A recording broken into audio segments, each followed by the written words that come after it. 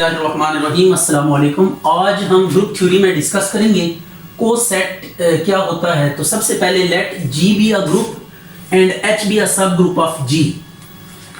G आपके पास कोई group है और H उसका सब ग्रुप है। Then for any G belongs to G left coset, यानी आपने जो सब ग्रुप H है ना उसके तमाम एलिमेंट्स को G के किसी एलिमेंट से अगर लेफ्ट साइड से मल्टीप्लाई करेंगे तो आपके पास जो कोसेट आएगा वो लेफ्ट कोसेट होगा, और अगर G को राइट साइड से मल्टीप्लाई करेंगे तो जो कोसेट आएगा वो राइट कोसेट आएगा। तो आपने H के तमाम एलिमेंट्स को क्या करना है कि ग्रुप के किसी एलिमेंट से मल्टीप्लाई करना है, तो you will get coset. For example ये अब हम एक एग्जांपल डिस्कस करते हैं। सबसे पहले G ये कोई ग्रुप ले लिया 1 -1 अयोटा और माइनस अयोटा, ये ग्रुप है अंडर मल्टीप्लिकेशन। तो इसका सब ग्रुप हम लेते हैं H1 -1, ये इसका सब ग्रुप है। तो अब हमने करना क्या है, इसके कोसेट्स फाइंड करने हैं। तो सबसे पहले हम क्या ले लेते हैं 1 लेकर ना इसको मल्टीप्लाई करते हैं। ग्रुप में से आपने एलिमेंट उठाना है और इस H से मल्टीप्लाई करना है। तो 1 × H 1 1 1 और -1 ये आ गया आपके पास, ये वापस H ही आ गया। -1 से मल्टीप्लाई करें तो -1 से जब मल्टीप्लाई करेंगे तो ये आ जाएगा -+1। आप रीअरेंज कर लें इनको, यहाँ पे ये ऑर्डर टपल्स नहीं है तो इनको आप रीअरेंज भी कर सकते हैं। ये 1 -1 तो ये दोबारा किसके इक्वल आ गया, H के इक्वल आ गया। तो अब इसके बाद आपने क्या करना है, अयोटा से मल्टीप्लाई करना है। अयोटा × H ये आ जाएगा अयोटा माइनस अयोटा। इसके बाद आपने माइनस अयोटा से मल्टीप्लाई करना है। जब माइनस अयोटा से मल्टीप्लाई करेंगे तो आ जाएगा माइनस अयोटा × अयोटा। ये माइनस अयोटा H को मल्टीप्लाई किया तो ये आ गया माइनस अयोटा × अयोटा। तो अब आप नोट करें तो ये वाले दो आपस में इक्वल हैं, अयोटा H, क्योंकि इसको जब रीअरेंज करेंगे ना तो ये इक्वालिटी आ जाएगी, अयोटा माइनस अयोटा ये दोनों इक्वल हैं और इधर से ये दोनों इक्वल हैं। राइट हो गया। तो अब अगर हम डिस्टिंक्ट कोसेट्स की तादाद को देखें, यहाँ पे ये हमने लेफ्ट कोसेट्स कैलकुलेट किए हैं। अब हम एक सेट लेते हैं, उसमें डिस्टिंक्ट लेफ्ट कोसेट्स लिखते हैं। तो एक आपके पास अयोटा H है और दूसरा अयोटा H, तो दो कोसेट्स आपके पास बने हैं, ठीक है ना। ये ऑल लेफ्ट डिस्टिंक्ट कोसेट्स, वैसे 4 कोसेट्स हमने बनाए लेकिन उनमें से 2 एक जैसे 2 एक जैसे हैं। तो टोटल जो डिफरेंट कोसेट्स हैं वो 2 डिफरेंट कोसेट्स हैं। H और अयोटा H जो है ये आपस में इक्वल नहीं आ रहे, बाकी H के इक्वल है और iota H minus iota H वाले के इक्वल है। तो ये ऑल लेफ्ट डिस्टिंक्ट कोसेट्स हमने क्या कर लिए, लिख लिए। इसी तरह आप राइट कोसेट्स भी फाइंड कर सकते हैं। राइट साइड से जब एलिमेंट्स को मल्टीप्लाई करेंगे तो आपके पास क्या आ जाएगा, राइट कोसेट्स आ जाएंगे। अब हमने करना ये है कि ये लेफ्ट और राइट कोसेट्स की तादाद को हम पता है क्या कहते हैं, इंडेक्स कहते हैं। ये एक नई डेफिनेशन है, index of G in H। तो इंडेक्स क्या होता है, इसको हम डिफाइन करते हैं, नंबर ऑफ ऑल लेफ्ट या राइट दोनों में से कोई एक, number of all left distinct, बल्कि डिस्टिंक्ट आप पहले लिखें, number of all distinct left और right cosets of a subgroup H of G is called index of H in G। ये H का इंडेक्स होगा G में, डिनोटेड बाय ये index of H in G। तो इंडेक्स क्या होता है हमारे पास, नंबर ऑफ ऑल लेफ्ट और राइट डिस्टिंक्ट, यानी अगर लेफ्ट फाइंड करना है तो सारे लेफ्ट को ही कंपेयर करेंगे और अगर राइट फाइंड करना है तो सारे राइट्स को ही कंपेयर करेंगे। ऐसा नहीं कि आधे आप लेफ्ट वाले ले लें आधे राइट वाले ले, उससे इंडेक्स नहीं। आपने अगर इंडेक्स फाइंड करना है तो उसके लिए पहले या तो सारे के सारे लेफ्ट कोसेट कैलकुलेट कर लें या फिर सारे के सारे राइट कोसेट्स फाइंड कर लें। उनमें से देखें जो डिस्टिंक्ट है वो कितने आते हैं, उनकी तादाद काउंट कर लें तो आपके पास क्या आ जाएगा, index of H in G आ जाएगा। जैसे इस ग्रुप और सब ग्रुप को लेकर अगर इंडेक्स आपसे कोई पूछे तो इसमें 2 डिस्टिंक्ट लेफ्ट कोसेट्स आए तो इसका जो इंडेक्स होगा ना, index of H in G ये होगा 2 के इक्वल। तो ये आपके पास इंडेक्स आ गया।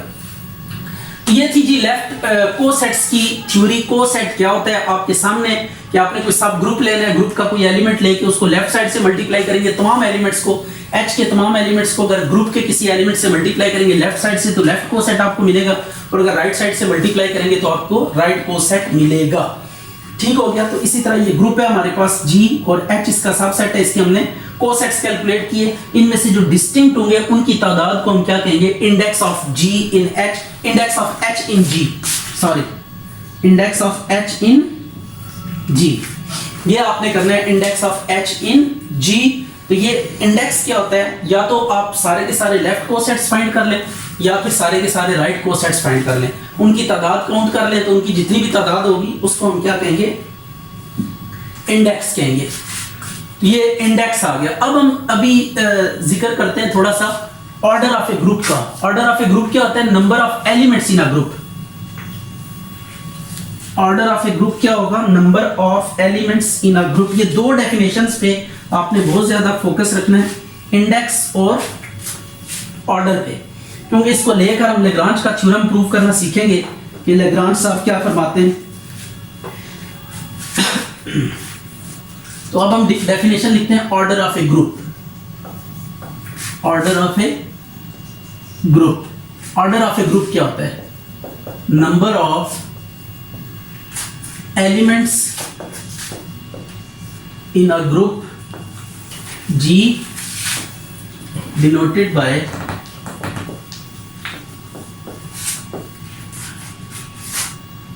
Order of G is known as order of a group। ये ग्रुप का ऑर्डर है।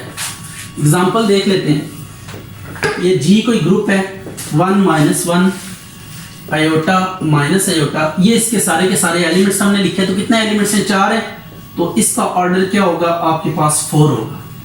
इसी तरह एक और ग्रुप लिखते हैं हम, S3 1a square b square, sorry b a square b,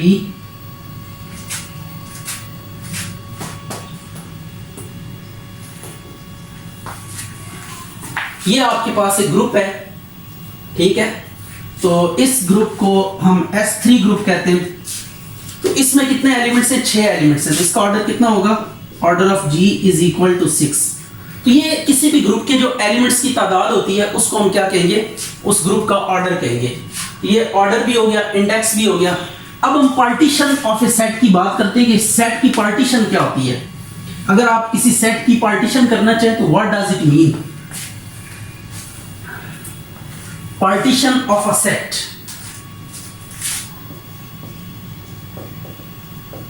partition of A set, set की पार्टीशन क्या होगी, सेट की पार्टीशन आपके पास ये होती है कि देखिए अगर आपके पास ए कोई सेट है, A be the set, then a collection A I belongs to natural number, या आई को हम लिखेंगे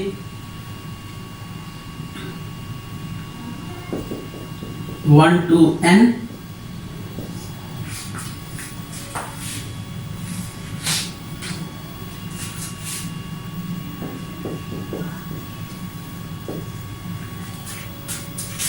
then a collection an partitions a if, ये a को कब पार्टीशन करेगी, जब ये चीज होल्ड करे कि ये जितनी भी आपने ये कलेक्शन में मेंबर्स लिए इन सब की यूनियन है। तो आपके पास क्या आना चाहिए, सेट ए आना चाहिए। और अगर कोई से दो डिस्टिंक्ट की आप इंटरसेक्शन लें तो वो फाई आनी चाहिए। तो किसी भी सेट के अगेंस्ट उसके ऐसे सबसेट्स जो डिसजॉइंट हो और उनकी यूनियन वो सेट दे, उसको क्या कहते हैं, सेट की पार्टीशन कहते हैं। लाइक आप एक एग्जांपल से इसको हम एलैबोरेट करते हैं। 1 2 3 4 5 6 7, ये सपोज कर लें आपके पास क्या है, कुछ एक सेट है, इसके हम सब सेट्स लिखते हैं। सबसे पहले 1 2 हमने अलग कर लिया, 3 4 5 अलग कर लिया, A3 हमने ले लिया, 6 7। अब आप नोट करें कि ये सारे के सारे डिसजॉइंट है, कोई से भी दो की आप इंटरसेक्शन लें तो ये आपके पास 5 आएगा। तो ये पहली बात ये कि जो कलेक्शन आप लेंगे ये डिसजॉइंट सेट्स होने चाहिए। और दूसरी बात ये है कि इसमें जब इनकी यूनियन करेंगे तो ये सेट ए आना चाहिए। तो आप यूनियन 1 2 3 4 5 6 7, तो ये आप यूनियन ले तो सेट ए आ जाता है। अच्छा, इसमें जो इंपॉर्टेंट चीज है वो क्या है, वो आपने याद रखनी है। इसमें इंपॉर्टेंट चीज ये है कि इसमें जो ऑर्डर ऑफ ए होगा, अगर ये पार्टीशन है, अगर कोई भी आप पार्टीशन ले लें, कोई कलेक्शन लेके उसकी पार्टीशन ले लें, तो उसमें जो ऑर्डर होगा वो तमाम सेट्स के ऑर्डर्स के सम के इक्वल होगा, तमाम सेट्स के ऑर्डर्स के सम के इक्वल। अदरवाइज ये ऐसे नहीं होता, ये ऐसे होता है आमतौर पे कि अगर आपके पास दो सेट्स हैं, हम दो सेट्स लेते हैं, उनकी यूनियन आप लेते हैं और कोई सेट सी आती है, तो इस केस में अगर order of A union B is equal to order of C जो होता है, इसको एडिशन लॉ को फॉलो नहीं करता। ये एडिशन लॉ कुछ इस तरह से है, इसका order of B minus order of A intersection B, तो इसमें कुछ इस तरह भी आ जाता है। लेकिन अगर ये ए और बी डिस्जॉइंट हो जाए तो ये चीज बीच में से निकल जाती है, क्योंकि इंटरसेक्शन 5 आ जाती है तो उसका ऑर्डर 0 हो जाता है। तो अगर ये डिसजॉइंट हो ना दोनों सेट्स, तो फिर ये माइनस वाला फैक्टर बीच में से निकल जाएगा, तो order of C straight away order of A plus order of B आ जाएगा। लेकिन अगर दोनों में कुछ एलिमेंट्स कॉमन है तो उनकी इंटरसेक्शन लेंगे, तो इंटरसेक्शन में जो कॉमन एलिमेंट्स की तादाद होगी वो फिर इनके सम में से माइनस हो जाएगी। तो ये बात आपने ज़हन में रखनी है, इसको ज़हन में रखते हुए हम आगे मूव करेंगे। तो ये आपके पास एक प्रोसीजर है जिससे आप ऑर्डर को क्या कर सकते हैं, लोकेट कर सकते हैं। ठीक है, तो ये पार्टीशन के केस में ये इक्वेशन आप हमारे पास होल्ड करेंगे, ये बड़ी इंपॉर्टेंट चीज है। पार्टीशन के केस में हम इस तरीके से लिख सकते हैं। अच्छा, एक और चीज मैं आपके साथ डिस्कस करता चलूं कि अभी हमने कुछ सीखा कि कोसेट की थ्योरी, उसकी तरफ हम वापस आते हैं। कोसेट के बारे में हमने ये स्टडी किया कि ग्रुप का कोई एलिमेंट लेना है और एक सब ग्रुप लेके ना उसको अगर लेफ्ट साइड से मल्टीप्लाई करेंगे तो आपके पास लेफ्ट कोसेट, और अगर राइट साइड से मल्टीप्लाई करेंगे तो राइट कोसेट आएगा। अच्छा, अब हम इस चीज को थोड़ा सा एलैबोरेट करते हैं और सेंस में। अगर देखें H जो है ना वो G का सब ग्रुप है, मतलब H सबसेट है, तो G के तमाम एलिमेंट्स H में भी होंगे। अगर आपने कोई ऐसा एलिमेंट ले लिया जो H में बिलोंग करे, G का कोई ऐसा एलिमेंट आपने ले लिया सच दैट कि ये H से भी बिलोंग करता है, तो जब इसका कोसेट आप डिटरमिन करेंगे तो ये H खुद वापस आ जाएगा। ये प्रॉपर्टी आपने याद रखनी है कि अगर ग्रुप का कोई आपने ऐसा एलिमेंट ले लिया जो H के अंदर भी मौजूद है, तो उसका जब कोसेट आप फाइंड करेंगे तो वो H खुद ही आ जाएगा। तो H के जो एलिमेंट्स होंगे उनको लेकर कोसेट फाइंड करने की जरूरत नहीं है। उससे चाहे तो राइट कोसेट फाइंड करें या लेफ्ट कोसेट आप फाइंड करें, दोनों सूरतों में H ही आएगा। तो जो सब ग्रुप के एलिमेंट्स होंगे उनसे बनने वाले जो कोसेट्स होंगे वो वापस H ही आएंगे, पहली बात। और दूसरी चीज जो हमने यहां पे डिस्कस करनी थी वो ये है कि ऑर्डर ऑफ कोसेट, किसी भी कोसेट का जो ऑर्डर होता है वो ऑर्डर ऑफ सेट के इक्वल होता है, सब ग्रुप के ऑर्डर के इक्वल होता है। यानी कोसेट में ऑर्डर जो है ना सब ग्रुप का डिस्टर्ब नहीं होता है। जैसे हमने ये बना के देखा था, ये देखें H में दो एलिमेंट्स थे, इसका ऑर्डर 2 है, तो इसको जब हमने आयोटा से मल्टीप्लाई किया था तो बाद में जो नंबर्स आए थे वो कितने थे, अभी भी 2 ही हैं।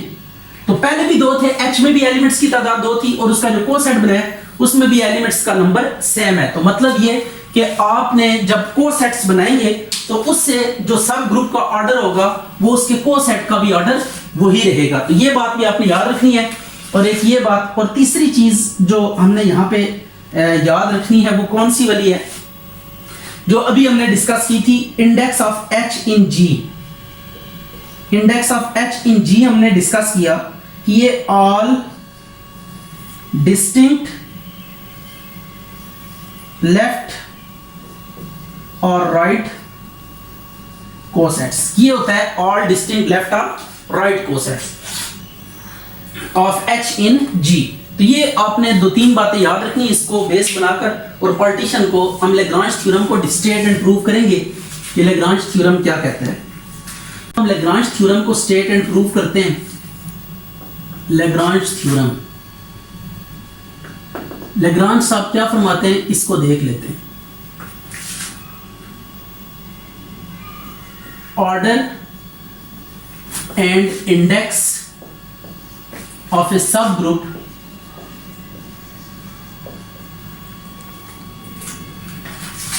of a finite group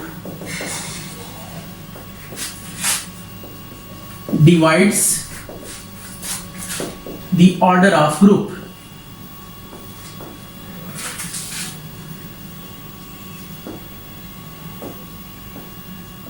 Both order and index of a subgroup of a finite group divides the order of a group. अगर आपके पास कोई finite group है, आप उसका क्या फाइंड करते हैं, एक सब ग्रुप फाइंड करते हैं और उसके तमाम कोसेट्स लेते हैं। ठीक है, मतलब उसका इंडेक्स आपने डिटरमिन किया, उसका ऑर्डर लिया, तो उसका ऑर्डर जो है वो भी ग्रुप के ऑर्डर को डिवाइड करेगा और उसका जो इंडेक्स है वो भी ग्रुप के ऑर्डर को डिवाइड करेगा। मीन टू से कि सब ग्रुप का ऑर्डर और सब ग्रुप का इंडेक्स ग्रुप के ऑर्डर को दोनों क्या करेंगे, डिवाइड करेंगे, डिविजिबल होगा। अच्छा, डिविजिबल का क्या मतलब होता है, इसको थोड़ा सा देख लेते हैं। ये मैंने लिखा है 15, मैं कहता हूं 15 को 5 डिवाइड करता है, 5 डिवाइड्स 15। तो इसका मतलब ये कि 15 कैन बी डिकम्पोज्ड इनटू 5, तो 5 3s हम लिख सकते हैं। ठीक है, तो अगर हम ये कहते हैं कि 15 को 5 क्या करता है, डिवाइड करता है, तो मतलब जब आप 15 की फैक्टराइजेशन करेंगे तो उसमें 5 भी आ जाएगा। इसी तरीके से मैं कहता हूं कि 3 जो है ना वो डिवाइड करता है 15 को, 3 डिवाइड करता है 15 को, तो व्हाट डज इट मीन कि हम 15 को ब्रेक कर सकते हैं 3 into 5 में। तो जो डिवाइजर होता है उसमें उस नंबर को क्या किया जा सकता है, ब्रेक किया जा सकता है। तो ये पहली बात। और अब हमने यहां पे प्रूव करना है कि जो सब ग्रुप का ऑर्डर होगा वो भी, और जो सब ग्रुप का इंडेक्स होगा वो भी ग्रुप के ऑर्डर को क्या करेंगे, डिवाइड करेंगे।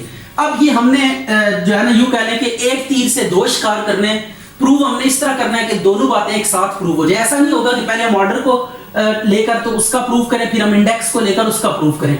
हम जो है ना कंसेक्टिवली दोनों को साथ लेंगे और एक साथ प्रूव करेंगे। इस पर्पस के लिए हमें प्रूव क्या करना पड़ेगा, देखें अभी मैंने आपको पार्टीशन के हवाले से बताया। हम एक कलेक्शन लेंगे कोसेट्स की, डिस्टिंक्ट कोसेट्स की कलेक्शन लेंगे, राइट हो गए, ये सारे डिस्टिंक्ट कोसेट्स होंगे, इनके कलेक्शन लेंगे और प्रूव कर देंगे कि ये कलेक्शन जो है ये क्या करती है, पार्टीशन करती है ग्रुप जी की। राइट हो गया। हम तमाम डिस्टिंक्ट लेफ्ट या राइट कोसेट्स लेंगे और प्रूव कर देंगे कि वो कलेक्शन ग्रुप की क्या करती है जी, ग्रुप को पार्टीशन करती है। अगर ऐसा हो गया, मतलब ये अगर हो गया I is equal to 1 to n GIH, ये हमने कर लिया। पहले हमने ये प्रूव करना है और इसमें ये सारे के सारे जो कोसेट्स होने चाहिए ये डिस्टिंक्ट होने चाहिए, मतलब कोई भी दो का इंटरसेक्शन ले तो वो फाई आना चाहिए। ये जब हम प्रूव कर लेंगे तो उसके बाद हम ये लिख सकते हैं, जो अभी हमने एक इंपॉर्टेंट इक्वेशन लिखने का तरीका आपको बताया था, ये हम लिखेंगे I is equal to 1 order of set, और यूनियन से जो सेट आता है ऑर्डर सेम होता है। इसको फिर हम कैसे लिख सकते हैं, order of G1H plus order of G2H up to so on order of GNH से इट इज। ये आ गया, इस तरह लिख सकते हैं हम, क्या नहीं लिख सकते। तो ये आ गया ऑर्डर्स। हमने ये पार्टीशन प्रूव की, पार्टीशन प्रूव करने के बाद ये वाली इक्वेशन लिखी। अब इसमें आपको ये बात पता है कि ये कितने होंगे, इनकी तादाद अगर आप काउंट करें तो कितने होंगे, ये इंडेक्स होगा, ये सारे डिफरेंट है, ये सारे डिफरेंट कोसेट्स हैं, क्योंकि हमने जो कलेक्शन ली है वो डिस्टिंक्ट कोसेट्स लिए होंगे। ये सारे के सारे चूंकि डिस्टिंक्ट लेफ्ट कोसेट्स हैं, तो इसका मतलब ये है कि इनकी जो तादाद होगी वो इंडेक्स कहलाएगी। ठीक है, तो हम सपोज कर लेते हैं कि जो index of H in G है वो हमारे पास K है, तो इनकी तादाद K होगी। इस बात को आप ध्यान में रखिएगा, इनकी तादाद कितनी होगी, K होगी। और दूसरी बात हमने एक और भी लिखी थी कि किसी कोसेट का और सेट का ऑर्डर जो होते हैं वो सेम होते हैं, तो इसको हम रिप्लेस कर सकते हैं, order of H up to so on order of H। ये आ गया। अब ये ऑर्डर कितना है, इंडेक्स के इक्वल है, तो ये K times order of H हम लिख सकते हैं।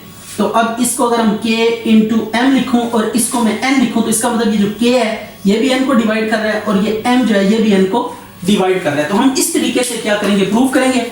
तो ये जो इंडेक्स है वो भी N को डिवाइड कर रहा है, यहाँ पे ये इस फॉर्म में हमने लिख दिया, 5-3 वाली फॉर्म में हमने लिख दिया इसको।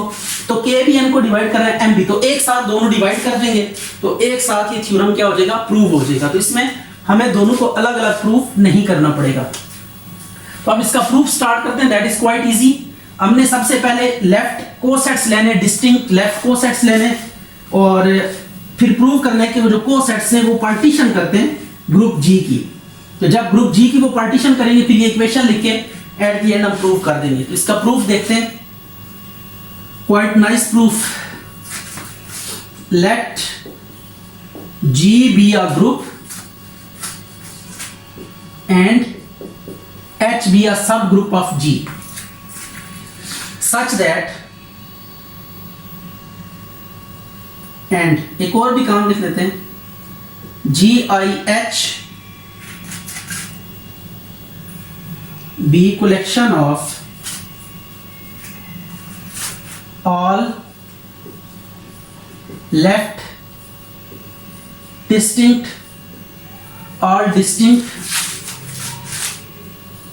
left cosets of H in G such that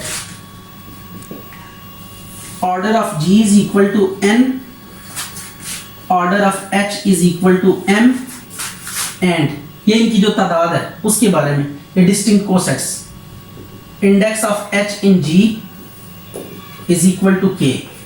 This is index of H in G. ये index of H in G आ गया। ऑर्डर ऑफ जी एन के इक्वल है, ऑर्डर ऑफ एच एम के इक्वल है, और order of index of H in G is equal to K. अब हमने ये प्रूव कर रहे हैं कि ये जो जी आई एच है, ये जो कलेक्शन है, ये क्या करती है, ये आपके पास ना जो ऑल डिस्टिंक्ट लेफ्ट कोसेट्स हैं, ये हमने प्रूव करना है कि पार्टीशन करते हैं जी को, जी की पार्टीशन करते हैं और उसके बाद वही इक्वेशन लिख के हम क्या कर देंगे, समराइज कर देंगे चीजों को। टू प्रूव हमने ये प्रूव करना है, first we prove G is equal to union of I is equal to 1 to K, क्योंकि K हमने इंडेक्स लिखा है, GIH and GIH intersection GJH is equal to 5 for all I is not equal to J। ये हमने prove करना है, इससे ये पार्टीशन कर देगा G की, और जब पार्टीशन कर देगा वही ऑर्डर वाली इक्वेशन लिखेंगे और वहां से स्ट्रेट अवे ये प्रूव हो जाएगा। तो अब हमने क्या किया, G is equal to union of I is equal to 1 to K GIH। अब सबसे पहले इन दो सेट्स को ना हमने इक्वल प्रूव करना है, ये भी एक सेट है, ये भी एक सेट है, इन दोनों सेट्स को इक्वल प्रूव करना है। तो अब इक्वल प्रूव करने के लिए दो सेट्स को हमें क्या करना पड़ता है, ये बात ध्यान में रखिएगा। अगर आपसे ये कहा जाता है कि A is equal to B prove करें, तो आपने ये दिखाना होता है कि A सबसेट है B का, एंड ये बताना होता है B सबसेट है A का। तब हम प्रूव कर देंगे कि A B का सबसेट है और B A का सबसेट है। एक दफा A को B का सबसेट प्रूव कर देंगे और एक दफा B को A का सबसेट। तो फर्स्ट ऑफ ऑल देखें, सिंस GIH सबसेट है G का, ऐसा ही है, कोसेट्स हैं, तो ये भी G के एलिमेंट्स हैं, H में भी सारे G के एलिमेंट्स हैं, G पे क्लोजर प्रॉपर्टी होल्ड करती होती है। तो जब आप ये कोसेट्स कैलकुलेट करते होते हैं तो ये कोसेट भी G का क्या होता है, सबसेट होता है। For all I is equal to 1 to up to so on K तक, ये आ गया। अगर ये सारे के सारे कोसेट्स हैं, ये सबसेट्स हैं G का, इसका मतलब सबसेट्स की जो यूनियन होती है वो भी क्या रहती है, सबसेट ही रहती है। ये यूनियन क्या आ जाएगी हमारे पास, सबसेट आ जाएगी G का। ठीक है, तो एक साइड हमारी प्रूव हो गई है। अब हम दूसरी साइड प्रूव करने लगे हैं, H के अंदर कोई एलिमेंट लेंगे और प्रूव कर देंगे कि वो G में भी मौजूद है।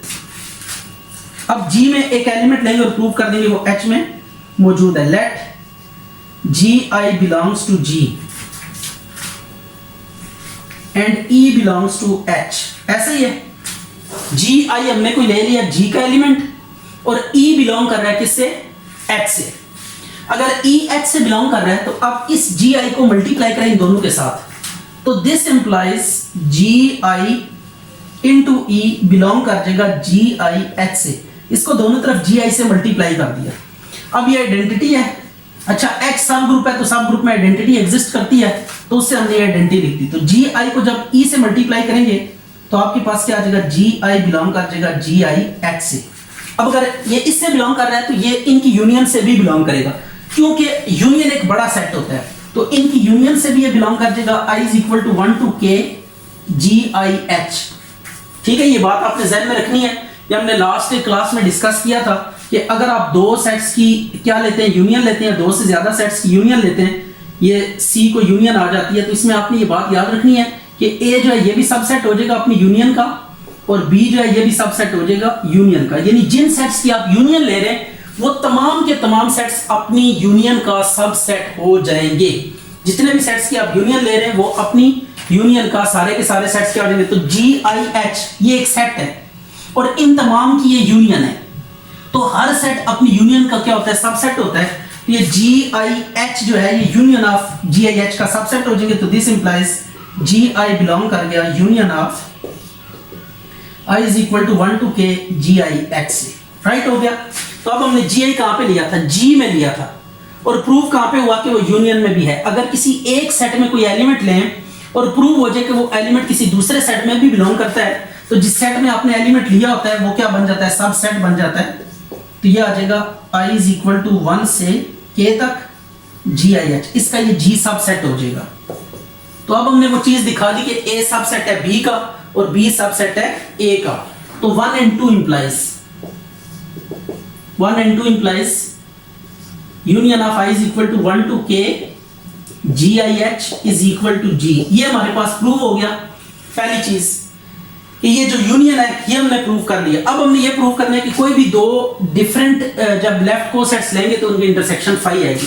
तो अब हमने फाई प्रूव करना है, फिर ये पार्टीशन प्रूव हो जाएगी। जब ये कलेक्शन पार्टीशन प्रूव हो जाएगी तो वाटर वाली इक्वेशन हम लिखेंगे और वहां से हम अपने जो रिक्वायर्ड रिजल्ट है उस तक अप्रोच कर जाएंगे। तो अभी हम जल्दी से लिखते हैं जरा, to prove GIH intersection GJH is equal to 5 for all I is not equal to J। अब हमने ये प्रूव करना है। तो जब भी आपने इंटरसेक्शन को 5 की इक्वल प्रूव करना हो, किसी भी सेट की को आपने 5 की इक्वल प्रूव करना हो, तो आप कॉन्ट्राडिक्शन लगाएंगे। तो हम सबसे पहले क्या लगाएंगे, ऑन कॉन्ट्रेरी वी सपोज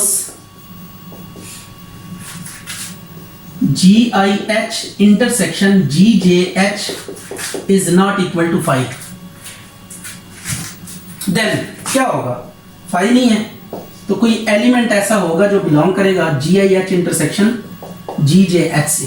तो दिस इंप्लाइज X बिलोंग कर जाएगा GIH से भी एंड X बिलोंग कर जाएगा GJH से भी। इन दोनों से ये X क्या कर गया, अगर इससे बिलोंग करेगा तो इसकी शक्ल कैसी होगी, X is equal to GIH इस तरह हो जाएगा, और यहां पे हो जाएगा X is equal to GJH prime, right हो गया। ठीक है, GIH के किसी एलिमेंट से मल्टीप्लाई होगा तो ये X बनेगा ना, क्योंकि X इससे बिलोंग कर रहा है इस सेट से। इसकी शक्ल कैसी होगी, इस सेट में जितने भी एलिमेंट्स हैं वो कैसे हैं, जो H के एलिमेंट्स को GI से मल्टीप्लाई करके आ रहे हैं। तो इसका मतलब इसका कोई भी जो एलिमेंट होगा उसकी जनरल शेप ये होगी। आपको सेट की डेफिनेशन लिख के भी आप ये देख सकते हैं। इसी तरह यहाँ पे GJH है, X बिलोंग कर रहा है तो इसकी ये शक्ल होगी H डैश। H इधर हमने ले लिया तो ये कोई और हो सकता है, जरूरी नहीं कि वही हो, H ही हो। तो अब हमने ये लिख लिया। अब इन दोनों को कंपेयर करें, ये भी X है ये भी X है, तो this implies GIH is equal to GJH prime. यहां पे आप साफ मेंशन कर दें H और H प्राइम किससे बिलोंग करते हैं, H से, क्योंकि H के लेफ्ट को सेट समझते हैं। ये दोनों इक्वल आ गए। अब आप क्या करेंगे, मल्टीप्लाई कर देंगे कैपिटल H के साथ दोनों तरफ। ये दोनों तरफ कैपिटल H से मल्टीप्लाई कर दिया, यानी आप इस एलिमेंट को लेकर कोसेट, ये दोनों एलिमेंट्स इक्वल है, तो जब इसको एज अ एलिमेंट ट्रीट करें, आप इसको एज अ एलिमेंट लेके ट्रीट करेंगे जब, तो इससे जो कोसेट बनेगा और ये इसके इक्वल है, तो इससे जो कोसेट बनेगा वो दोनों आपस में क्या हो जाएंगे, इक्वल हो जाएंगे। और आपको ये बात पता है कि जब भी ये H जो है ना H से बिलोंग कर रहा है, अभी हमने एक प्रॉपर्टी लिखी थी कि अगर उसी सेट के एलिमेंट को लेकर कोसेट बनाएंगे तो वो सेट खुद वापस आ जाएगा। ये हम कर चुके हैं प्रॉपर्टी, आप देख लीजिएगा। इसी तरह H डैश को जब H से मल्टीप्लाई करेंगे तो ये भी वापस क्या आ जाएगा, H आ जाएगा। अब देखें G से बैलेंस हो रहा है, H से बैलेंस हो रहा है, तो इसका मतलब I और J भी आपस में क्या हो जाएंगे, बैलेंस हो जाएंगे। तो ये but I is not equal to J, I और J आपस में इक्वल नहीं है, which is a contradiction, which is a contradiction, hence our supposition is wrong, our supposition is wrong। This implies GIH intersection GJH is equal to phi for all I is not equal to J।